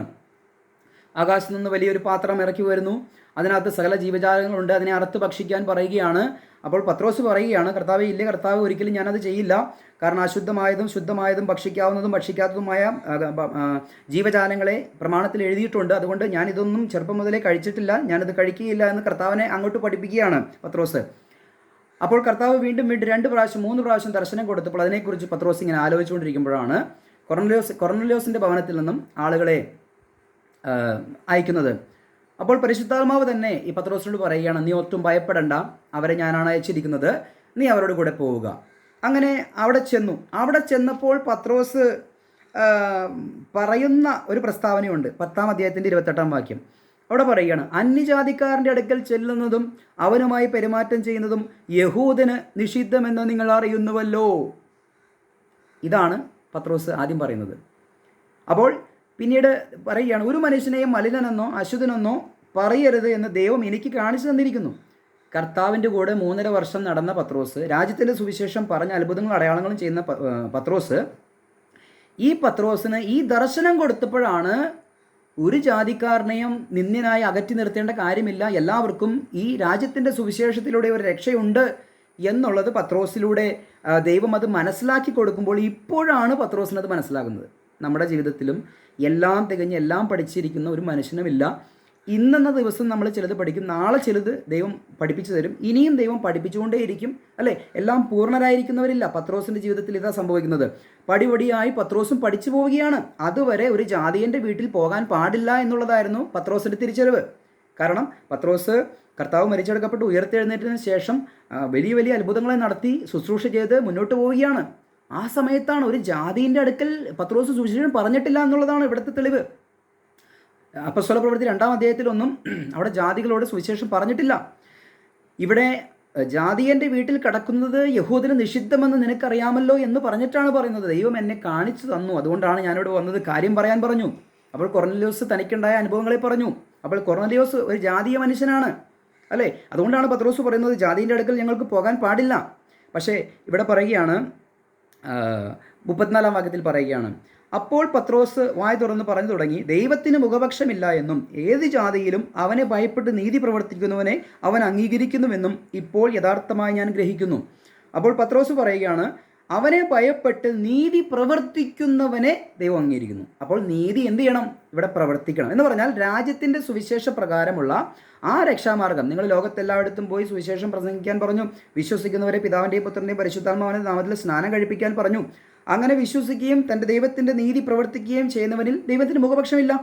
നേരത്തെ നമ്മൾ യെശയ്യാ പ്രവാചകൻ്റെ പുസ്തകത്തിൽ പഠിച്ചതുപോലെ അവിടെ ഷണ്ണനായിക്കോട്ടെ അന്യജാതിക്കാരനായിക്കോട്ടെ ദൈവത്തിൻ്റെ പ്രമാണങ്ങൾ അനുസരിച്ച് വരുന്നവർക്ക് ശ്രേഷ്ഠമായ ഒരു അംഗീകാരം ദൈവം കൊടുക്കുന്നു എന്നുള്ളതാണ് അവിടെ പറഞ്ഞത്. ഇവിടെയും പറയുന്നത് ദൈവത്തിന് മുഖപക്ഷമില്ല, കടന്നു വരാം, രാജ്യത്തിൻ്റെ സുവിശേഷത്തിലൂടെ കടന്നു വരാം. ഇത് പ്രവാചക ഗ്രന്ഥത്തിൽ പറഞ്ഞത് അനുസരിച്ചുള്ള ആ ഒരു രക്ഷയുടെ ആ ഒരു തുടക്കമാണ് പത്രോസിലൂടെ ദൈവം ചെയ്തത്. എന്നിട്ട് പറയുകയാണ് 43-ാം വാക്യം, അവനിൽ വിശ്വസിക്കുന്ന ഏവനും അവൻ്റെ നാമമൂലം പാപമോചനം ലഭിക്കുമെന്ന് പ്രവാചകന്മാരും സാക്ഷ്യം പറയുന്നു. കണ്ടോ, ഇപ്പോഴാണ് പത്രോസിന് പിടികിട്ടുന്നത്. പ്രവാചകന്മാർ പണ്ട് പറഞ്ഞിട്ടുണ്ട്, ഈ വചനമനുസരിക്കുകയും അല്ലെങ്കിൽ കർത്താവിൽ വിശ്വസിക്കുകയും അംഗീകരിക്കുകയും ചെയ്യുന്ന മനുഷ്യർക്ക് അവർക്ക് രക്ഷ ദൈവം പ്രദാനം ചെയ്യുമെന്ന്, പാപമോചനം ലഭിക്കുമെന്ന് പ്രവാചകന്മാരും സാക്ഷ്യം പറയുന്നുണ്ടെന്നുള്ളതാണ് പത്രോസിൻ്റെ തിരിച്ചറിവ്. ഇപ്പോഴാണ് പത്രോസിന് ഇത് മനസ്സിലാകുന്നത്. താഴേക്ക് വായിക്കുമ്പോൾ ഈ വാക്കുകളൊക്കെയും പത്രോസ് പ്രസ്താവിച്ചുകൊണ്ടിരിക്കുമ്പോൾ കേട്ടവരുടെ മേൽ പരിശുദ്ധാത്മാവ് വരികയാണ്.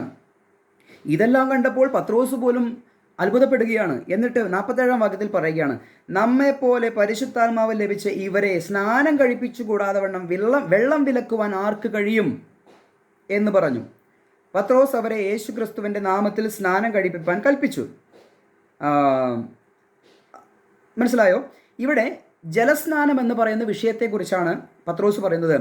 നമ്മെപ്പോലെ തന്നെ പരിശുദ്ധാത്മാവ് ലഭിച്ച ഈ ജാതീയനായ കൊർന്നലിയോസിനും അല്ലെങ്കിൽ അവൻ്റെ ഭവനത്തിൽ കൂടിയിരിക്കുന്ന ഈ ജനങ്ങൾക്കും വെള്ളം വിലക്കുവാൻ ഞാൻ ആര് എന്ന് പറഞ്ഞാൽ ജലസ്നാനം അവർക്ക് കൊടുക്കണം. രാജ്യത്തിൻ്റെ സുവിശേഷത്തിൻ്റെ ഉപദേശമായിരുന്ന വിശ്വസിക്കുന്നവരെ പിതാവിൻ്റെയും പുത്രൻ്റെയും പരിശുദ്ധാത്മാവിൻ്റെ നാമത്തിൽ സ്നാനം കഴിപ്പിക്കണം എന്നുള്ള കർത്താവിൻ്റെ ഗ്രേറ്റ് കമ്മീഷൻ്റെ കൽപ്പന അനുസരിച്ച് ഇവിടെ ഇതാ കർത്താവിൻ്റെ നാമത്തിൽ സ്നാനം കഴിപ്പിക്കണം. ഇവർക്ക് സ്നാനം വേണ്ട എന്ന് പറയാൻ ഞാൻ ആരെന്നാണ് പത്രോസ് ചോദിക്കുന്നത്. എനിക്കതിന് യാതൊരു അധികാരവുമില്ല. ദൈവം ഇവരെ അംഗീകരിച്ചിരിക്കുന്നു, അവർക്ക് സ്നാനം കൊടുക്കുക എന്നുള്ള പറയുന്നത്. അങ്ങനെ അവർ സ്നാനപ്പെട്ടിട്ടാണ് അവർ ആ പ്രവൃത്തിയിലൂടെ, നീതി പ്രവർത്തിക്കുന്നവരിലൂടെ, ആ പ്രവൃത്തിയിലൂടെയാണ് അവർ രക്ഷിക്കപ്പെട്ടത്. വിശ്വാസത്താലും പ്രവൃത്തിയാലും ആ രാജ്യത്തിൻ്റെ സുവിശേഷത്തിൻ്റെ പ്രകാരമുള്ള രക്ഷ അവർക്ക് കിട്ടുകയാണ്. തന്നെയുമല്ല, അതിൻ്റെ 17 വാക്യത്തിൽ 11 അധ്യായത്തിൻ്റെ ചില വാക്യങ്ങൾ നമുക്കൊന്ന് കടന്നു വരാം. 11 1 മുതൽ 4 വരെ വാക്യം വായിക്കുമ്പോഴാണ്, ജാതികളും ദൈവവചനം കൈക്കൊണ്ടുവെന്ന് അപ്പോസ്തലന്മാരും യഹൂദിയിലുള്ള സഹോദരന്മാരും കേട്ടു. പത്രോസ് കൊർന്നലിയോസിൻ്റെ വീട്ടിലേക്ക് പോയത് ദൈവത്തിൻ്റെ ആലോചന പ്രകാരം 3 പ്രാവശ്യം ദർശനം കാണിച്ചിട്ടാണ്.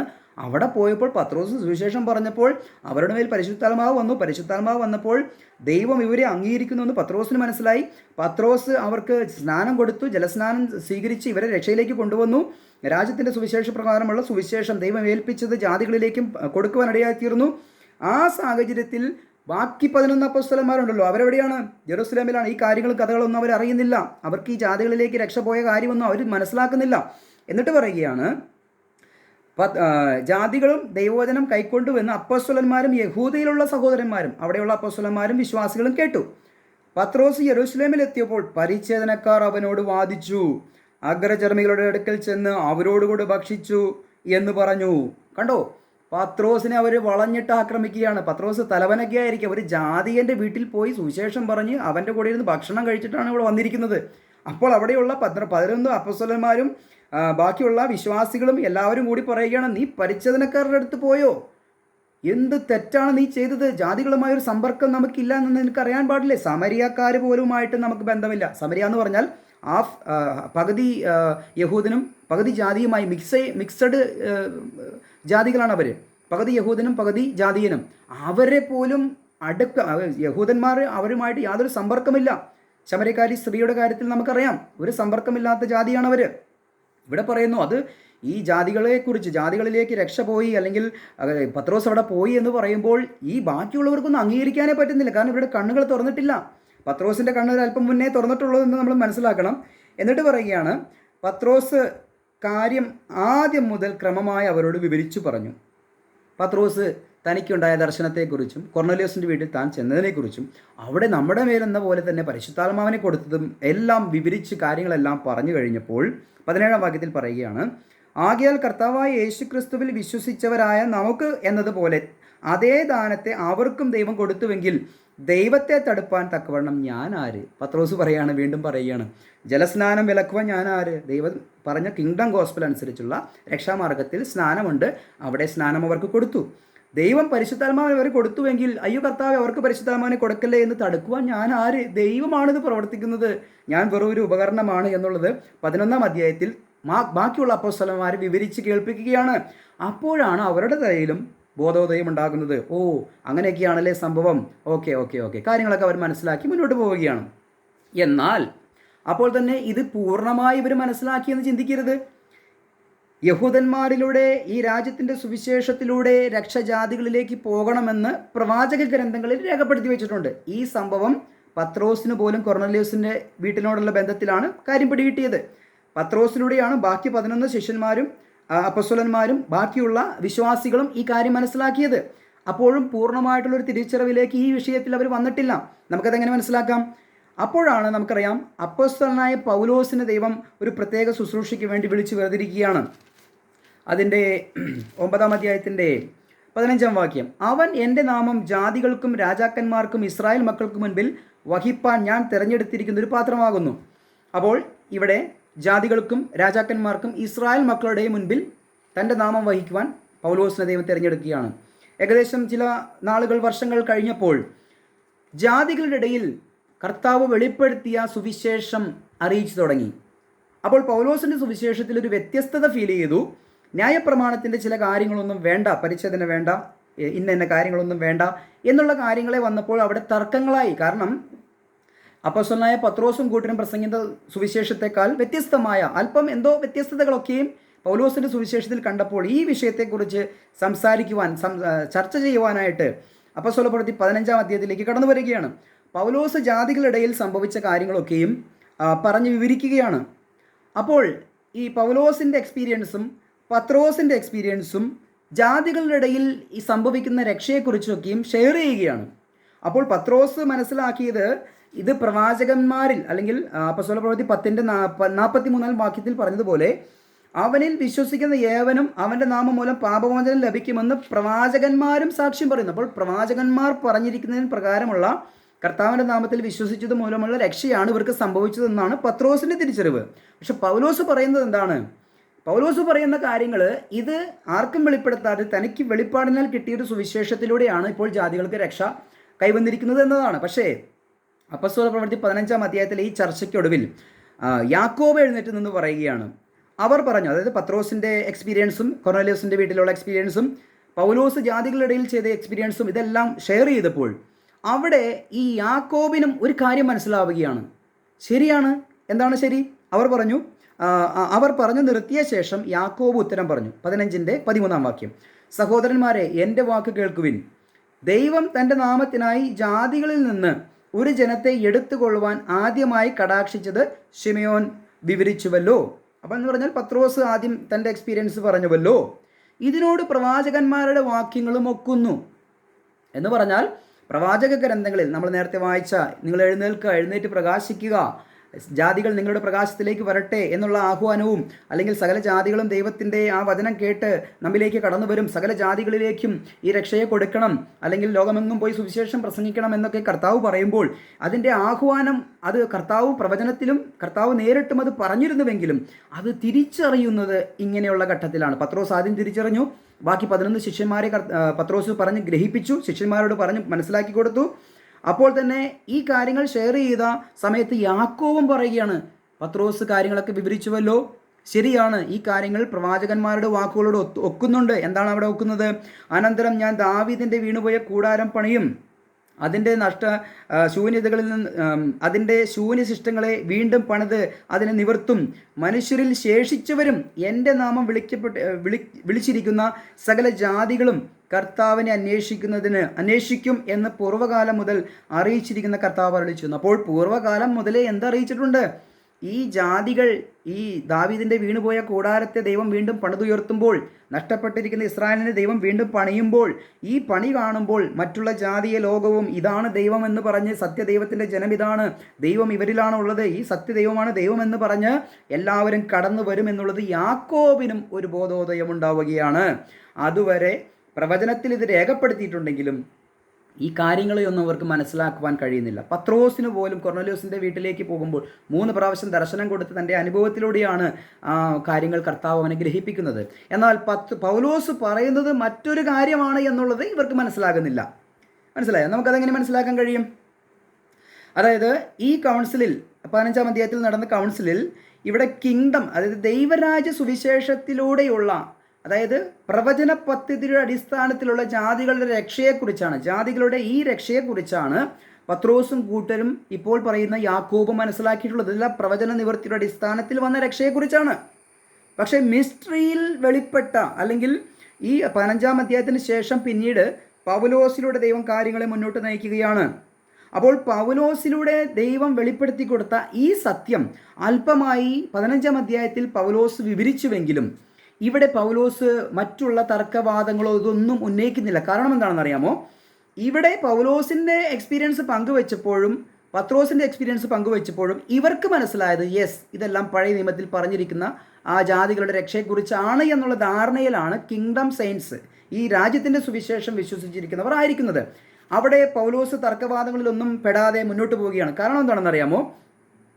ഇവിടെ പൗലോസിന് വെളിപ്പാടുകൾ ദൈവം കൊടുത്തുകൊണ്ടിരിക്കുന്നേ ഉള്ളൂ. അതിൻ്റെ ഒരു 1/4% പോലും, അല്ലെങ്കിൽ ഒരു 25-30% ആ ഒരു വെളിപ്പാടുകളെ പൗലോസിന് കിട്ടിയിട്ടുള്ളൂ. ഈ ശതമാനക്കണക്കൊക്കെ പറയുമ്പോൾ അത് ചോദ്യം ചെയ്യാൻ കടന്നു വരല്ലേ എന്ന് ഞാൻ അപേക്ഷിക്കുന്നു. ഞാനതിന് മനസ്സിലാക്കുവാൻ വേണ്ടി പറയുന്നതാണ്. കാരണം പൗലോസിന് ദൈവം 30 വർഷത്തെ അന്തരത്തിൽ, 25-30 വർഷത്തെ അന്തരത്തിലാണ് താൻ ബാല്യക്കാരനായിരിക്കുമ്പോൾ മുതൽ വൃദ്ധനാകുന്നത് വരെയുള്ള ഒരു സ്റ്റേജിലേക്ക് കൊണ്ടുവന്നിട്ടാണ് ദൈവം ഇതെല്ലാം പ്രോപ്പറായിട്ട് പറഞ്ഞു കൊടുക്കുന്നത്, പ്രോഗ്രസീവായ റെവലേഷൻ പൗലോസിന് കൊടുക്കുന്നത്. അപ്പോൾ തന്നെ ഇവിടെ ഈ സംഭവത്തെക്കുറിച്ച് പൗലോസിൻ്റെ എക്സ്പീരിയൻസ് പറഞ്ഞുവെങ്കിലും അവർ പ്രവചനത്തിലുള്ള ജാതികളുടെ രക്ഷയെക്കുറിച്ചാണ് മനസ്സിലാക്കിയത്. അങ്ങനെ ഒരു രക്ഷാമാർഗം ഉണ്ടായിരുന്നു. എങ്ങനെയാണ്? കർത്താവ് തന്നെ മശിക എന്ന് വിശ്വസിക്കുകയും അപ്പോൾ തന്നെ അവർ മാനസാന്തരപ്പെടുകയും ജലസ്നാനം സ്വീകരിക്കുകയും അങ്ങനെ ഇവരുടെ ഉപദേശം അപ്പന്നുറക്കലും കൂട്ടായ്മയൊക്കെ ആചരിച്ച ഈ 12 പേർ എന്ത് വിശ്വസിച്ചോ അത് തന്നെ വിശ്വസിക്കുന്ന ജാതികൾക്ക് ഒരു രക്ഷ ദൈവം കൊടുത്തിരുന്നു. അതാണ് പ്രവചന പദ്ധതിയുടെ അടിസ്ഥാനത്തിലുള്ള രക്ഷ എന്ന് പറയുന്നത്. എന്നാൽ പൗലോസ് 14 സംവത്സരം കഴിഞ്ഞപ്പോൾ ഈ കാര്യം തന്നെ തനിക്ക് കിട്ടിയ വെളിപ്പാട്, കുറച്ചും കൂടി കാര്യങ്ങൾ പൗലോസിന് മനസ്സിലായി, കുറച്ചുകൂടി കാര്യങ്ങൾ പൗലോസിന് വെളിപ്പാടുകളുടെ ആധിക്യത്താൽ തനിക്ക് കാര്യങ്ങൾ മനസ്സിലാക്കുവാൻ സാധിച്ചു. അങ്ങനെ ഒരുപാട് കാര്യങ്ങൾ തനിക്ക് മനസ്സിലാക്കാൻ ഇടയായപ്പോൾ അവിടെ എന്ത് സംഭവിച്ചു? ഗലാത്യ ലേഖനത്തിലേക്ക് നമുക്ക് കടന്നു വരാം. അപ്പോഴാണ് കുറച്ചുകൂടി കാര്യങ്ങൾ നമുക്ക് മനസ്സിലാക്കാൻ സാധിക്കുന്നത്.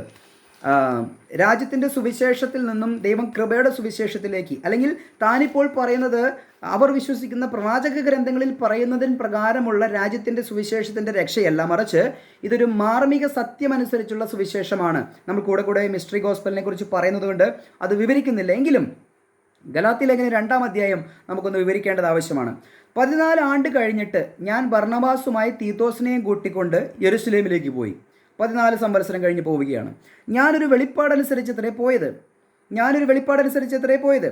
ഞാൻ ഓടുന്നതോ ഓടിയതോ വെറുതെ എന്ന് വരാതിരിപ്പാൻ ഞാൻ ജാതികളുടെ ഇടയിൽ പ്രസംഗിക്കുന്ന സുവിശേഷം വിശേഷാൽ പ്രമാണികളോട് വിവരിച്ചു. POC ബൈബിളിൽ ഒരു വാക്കുണ്ട്, വിശേഷാൽ ഈ പ്രമാണികളോട് ഞാൻ രഹസ്യമായി അറിയിച്ചു എന്നാണ് പറയുന്നത്. ഈ രഹസ്യമായി അറിയിക്കുന്നത് എന്തിനാണ്? അപ്പോസ്തലനായ പൗലോസും പത്രോസും ഒരേ സുവിശേഷമാണ് പറയുന്നതെങ്കിൽ, കൊർന്നലിയോസിൻ്റെ വീട്ടിൽ പറഞ്ഞ അതേ ജാതികളുടെ ഇടയിൽ പറഞ്ഞ സുവിശേഷമാണ് പൗലോസ് പറയുന്നതെങ്കിൽ, ഞാൻ ജാതികളുടെ ഇടയിൽ ഇന്ന സുവിശേഷമാണ് പറയുന്നത് എന്ന് എന്തിനാണ് സ്വകാര്യമായി പൗലോസ് വന്നിട്ട് പത്രോസിനോടും കൂട്ടരോടും പറയുന്നത്? അവിടെ ഒരു വ്യത്യസ്തതയുണ്ട് എന്നുള്ളതാണ് ഇവിടെ പൗലോസ് മനസ്സിലാക്കിക്കുന്നത്. അങ്ങനെ ഇവരെ ഇത് ഗ്രഹിപ്പിക്കുകയാണ്. പൗലോസ് പറയുകയാണ്, ഞാൻ ഓടുന്നതോ ഓടിയതോ വ്യർത്ഥമായി പോകാതിരിക്കാൻ ഒരു വെളിപ്പാടനുസരിച്ചത്രേ ഞാൻ അങ്ങോട്ട് പോകുന്നത്. ദൈവം പറയുകയാണ്. അപ്പോസ്തല പ്രവൃത്തി 15 പോയ ഒരു പോക്ക് പോലെയല്ല പൗലോസ് ഇപ്പോൾ പോകുന്നത്.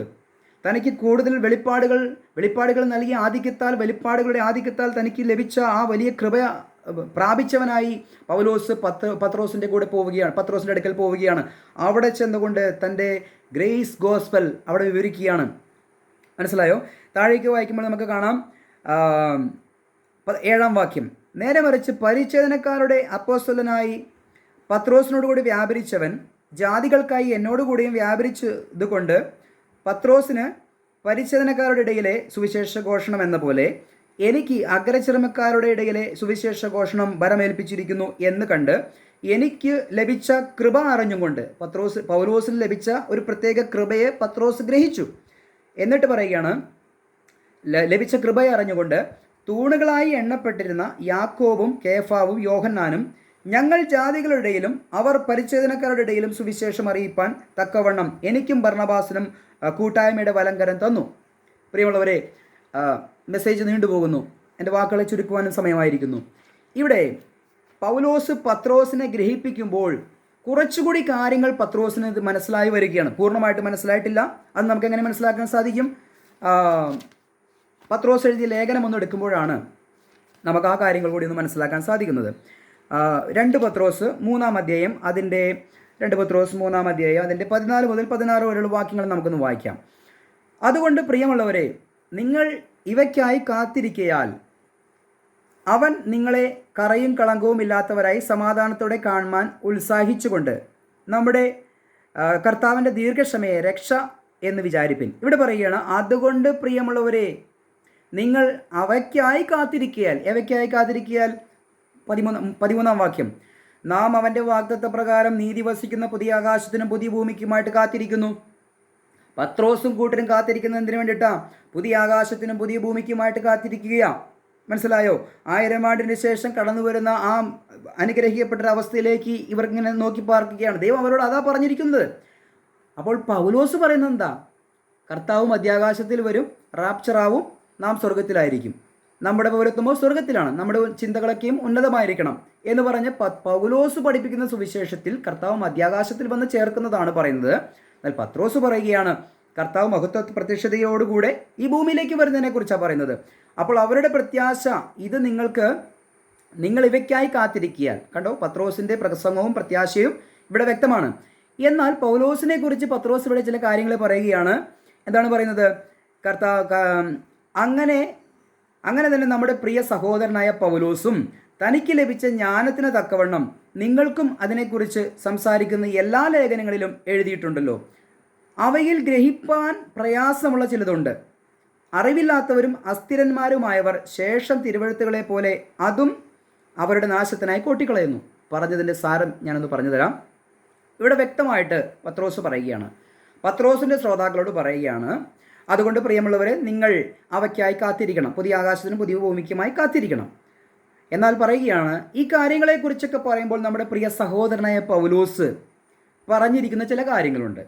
അത് മനസ്സിലാക്കാൻ അല്പം ബുദ്ധിമുട്ടാണ് എന്ന് പത്രോസ് തന്നെ പറയുകയാണ്. കാരണം ജെറുസലേം കൗൺസിലിൽ 15-ാം അധ്യായത്തിൽ പറഞ്ഞ കാര്യങ്ങൾ പൗലോസിന് കിട്ടിയ മിസ്റ്ററി ഗോസ്പലിനെ കുറിച്ച് പറയുമ്പോൾ അവർക്ക് മനസ്സിലായത് പ്രവചന പദ്ധതിയുടെ അടിസ്ഥാനത്തിലുള്ള ജാതികളുടെ രക്ഷയെക്കുറിച്ചാണ്.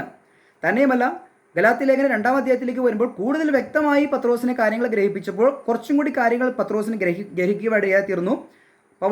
പത്രോസ് വലങ്കരയും കൊടുത്ത് നിന്നെ ദൈവം ഏൽപ്പിച്ചിരിക്കുന്ന ശുശ്രൂഷ ചെയ്തുകൊള്ളുക എന്ന് പറഞ്ഞ് വളരെ ദൈവകൃപയിൽ ആശ്രയിച്ചവർ രണ്ടുപേരും ആ ശുശ്രൂഷകളെ മനസ്സിലാക്കുകയാണ്. അങ്ങനെ മനസ്സിലാക്കിയ പൗലോസിനെ കുറിച്ച് പത്രോസിന് എഴുതിയ ലേഖനത്തിൽ പറയുകയാണ്. അനേക കാര്യങ്ങൾ വിശദീകരിക്കാനുണ്ട്, നമ്മുടെ സമയം ദീർഘിച്ചു പോകുന്നുവല്ലോ, അതുകൊണ്ടാണ് ഞാൻ ചുരുക്കുന്നത്. ഈ വിഷയങ്ങളൊക്കെ നമുക്ക് പല വീഡിയോകളിലും പിന്നീടും ആവർത്തിച്ച് കടന്നു വരും തീർച്ചയായിട്ടും. ഇവിടെ പറയുന്ന സാരം എത്രയേ ഉള്ളൂ, പൗലോസിൻ്റെ ലേഖനത്തിൽ മനസ്സിലാക്കുവാൻ പ്രയാസമുള്ള ചിലതുണ്ട്. അത് പത്രോസിന് പോലും പിടികിട്ടിയിട്ടില്ല. അപ്പോൾ പിന്നെ പത്രോസിൻ്റെ സുവിശേഷം കേട്ട കിങ്ഡം ഗോസ്പൽകാർക്ക് എന്ത് മനസ്സിലാകാനാണ്? അതാണ് പ്രിയമുള്ളവരെ പൗലോസിലൂടെ വെളിപ്പെട്ട സുവിശേഷത്തിൻ്റെ പ്രത്യേകത എന്തെന്ന്, കൃപയുടെ സുവിശേഷം എന്തെന്ന് നമ്മുടെ ചാനലിൽ പല എപ്പിസോഡുകളിൽ നമ്മൾ ചെയ്തിട്ടുണ്ട്. അപ്പോൾ ഇവിടെ നമ്മുടെ ചിന്തയ്ക്ക് ആധാരമായ ഈ കാര്യം, അതായത് പ്രവചന പദ്ധതിയിൽ ജാതികളുടെ രക്ഷ എങ്ങനെ, അല്ലെങ്കിൽ ജാതികൾക്ക് എല്ലാ കാലഘട്ടത്തിലും ദൈവം എങ്ങനെയാണ് രക്ഷ ഒരുക്കിയിരിക്കുന്നത്, അപ്പോൾ തന്നെ മിസ്റ്ററി പദ്ധതിയിൽ കൃപയുടെ സുവിശേഷ പ്രകാരം ജാതികളുടെ രക്ഷ എങ്ങനെയാണ്, കിങ്ഡം ഗോസ്പൽ കൂടാതെ, രാജ്യത്തിൻ്റെ സുവിശേഷം കൂടാതെ മറഞ്ഞിരുന്ന മാർമിക സത്യം വെളിപ്പെടുത്തി കൊടുത്തപ്പോൾ ആ സത്യത്തിലൂടെ ദൈവം ജാതികൾക്ക് ഇന്ന് സൗജന്യമായിട്ടാണ് രക്ഷ കൊടുത്തിരിക്കുന്നത്. കൃപയാലല്ലോ നിങ്ങൾ വിശ്വാസം മൂലം രക്ഷിക്കപ്പെട്ടിരിക്കുന്നത്, നിങ്ങളുടെ പ്രവൃത്തി കാരണമല്ല, അല്ലേ? അങ്ങനെയൊക്കെ പറയുന്ന കർത്താവിൻ്റെ ക്രൂശിലൂടെയുള്ള വിശ്വാസത്താലുള്ള രക്ഷയെക്കുറിച്ചാണ് കൃപയുടെ സുവിശേഷത്തിൽ വെളിപ്പെട്ടിരിക്കുന്നത്.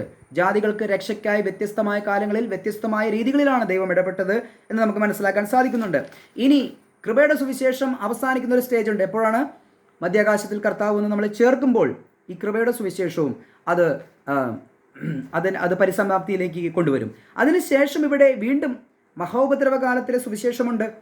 നമുക്ക് മറ്റൊരു ക്ലാസ് ആയിട്ട് അത് എടുക്കാമെങ്കിലും ഒന്ന് പറഞ്ഞു പോകാം. എന്ന് പറഞ്ഞാൽ മഹോപദ്രവകാലത്തിലെ സുവിശേഷം വെളിപ്പാട് 20-ാം അധ്യായത്തിൻ്റെ 4-ാം വാക്യം, വെളിപ്പാട് 14-ാം അധ്യായത്തിൻ്റെ 9 മുതൽ 11 വരെയുള്ള വാക്യങ്ങൾ, മത്തായി എഴുതിയ സുവിശേഷം 24-ന്റെ 13-ാം വാക്യം, ഇതൊക്കെ വായിക്കുമ്പോൾ ചില പോയിന്റുകൾ മാത്രം ഞാനൊന്ന് പറഞ്ഞു പോകാം. അവിടെ മൃഗത്തിൻ്റെ മുദ്രയേൽക്കാൻ പാടില്ല, രക്തസാക്ഷികളായി മരിക്കേണ്ടി വരും, ക്രിസ്തുവിനോട് എതിർക്കേണ്ടി വരും. മനസ്സിലായോ? ഇവിടെ യേശുക്രിസ്തുവിനെ കുറിച്ചുള്ള സാക്ഷ്യം മുറുകെ പിടിക്കണം, കൽപ്പനകൾ അനുസരിക്കണം, വിശ്വാസവും പ്രവൃത്തിയും ആവശ്യമാണ്. അവസാനം വരെ സഹിച്ചു നിൽക്കുന്നവൻ രക്ഷിക്കപ്പെടും. അവിടെയും രക്ഷിക്കപ്പെടുവാൻ അവസരമുണ്ട്. പക്ഷേ ഞാൻ പലപ്പോഴും പറയാറുള്ളതുപോലെ മലയാളത്തിൽ എഴുതി രക്ഷപ്പെടാൻ കഴിയാത്തവർക്ക് ഇനി അറബിയിലും സ്പാനിഷിലുമൊക്കെ എഴുതി രക്ഷപ്പെടണമെന്ന് പറഞ്ഞാൽ വളരെ പ്രയാസമാണ്. ആ കാലഘട്ടത്തിലും രക്ഷയുണ്ട്. ഉൽപ്പത്തി മുതൽ വെളിപ്പാട് വരെ ജാതികൾക്ക് രക്ഷയുണ്ട്, വ്യത്യസ്തമായ മാർഗങ്ങളിലൂടെയാണ് എന്ന് മാത്രം. അതുകൊണ്ട് പ്രവചന പദ്ധതിയിൽ ജാതികളുടെ രക്ഷ എങ്ങനെ, മിസ്റ്ററി മാർമിക സത്യത്തിലൂടെ ജാതികളുടെ രക്ഷ എങ്ങനെ എന്നുള്ള വിഷയമാണ് നമ്മൾ പഠിച്ചത്. കൃത്യമായി അതിനെ റൈറ്റ്ലി ഡിവൈഡ് ചെയ്ത് തന്നെ അതിനെ പഠിക്കുക. ദൈവവചനത്തെ യഥാർത്ഥമായി വിഭജിച്ച് പഠിക്കുമ്പോൾ മാത്രമാണ് കാര്യകാരണ സഹിതം നമുക്ക് ഈ വിഷയങ്ങളെ മനസ്സിലാക്കാൻ സാധിക്കുന്നത്. ഈ സന്ദേശത്താൽ ദൈവം നിങ്ങളെ അനുഗ്രഹിക്കട്ടെ. Praise the Lord.